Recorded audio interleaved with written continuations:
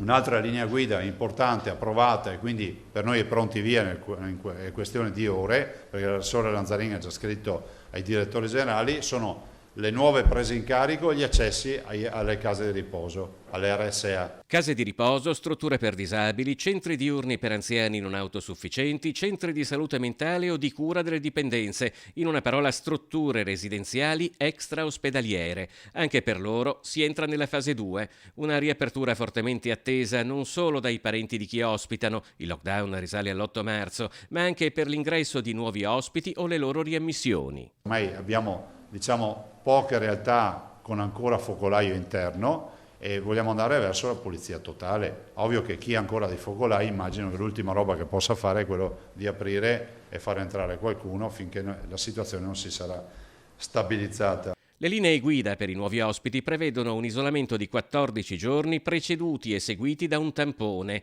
Per i visitatori, controllo della temperatura, compilazione di un questionario sugli ultimi 14 giorni e ingressi scaglionati su prenotazione e ad orario limitato. Chiediamo che, se possibile, gli incontri vengano fatti all'aperto, se possibile chiaramente compatibilmente con le condizioni degli ospiti e dei pazienti, oppure di individuare dei idonei locali separati. E prevediamo 2 modalità. Le modalità sono quelle dell'incontro tramite plexiglass vetro, oppure per avere incontri più riavvicinati con la visiera e la mascherina FP2 senza filtro.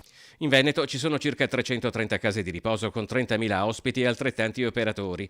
Il 75% delle strutture non ha registrato contagi da Covid-19, ma laddove è entrato il coronavirus ha provocato più di 600 morti sui quasi 1.900 registrati in Veneto.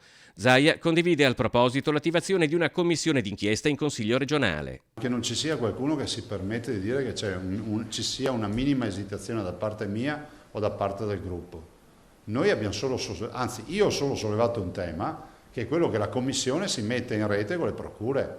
Dal punto di vista economico, invece, il lockdown del coronavirus è costato al Veneto la perdita di 65.000 posti di lavoro. La Regione stanzierà a breve un fondo a favore delle imprese. Con soldi veri, risorse vere per le nostre imprese. Non basta, ma aiuta. È sempre mezzo miliardo per una regione che è l'unica in Italia che non applica tasse. Lo so che voi lo sapete, ma io lo voglio ricordare ai veneti, che magari qualcuno si sia distratto. Noi non preleviamo da 10 anni nelle tasche dei veneti 1.179 milioni di euro all'anno.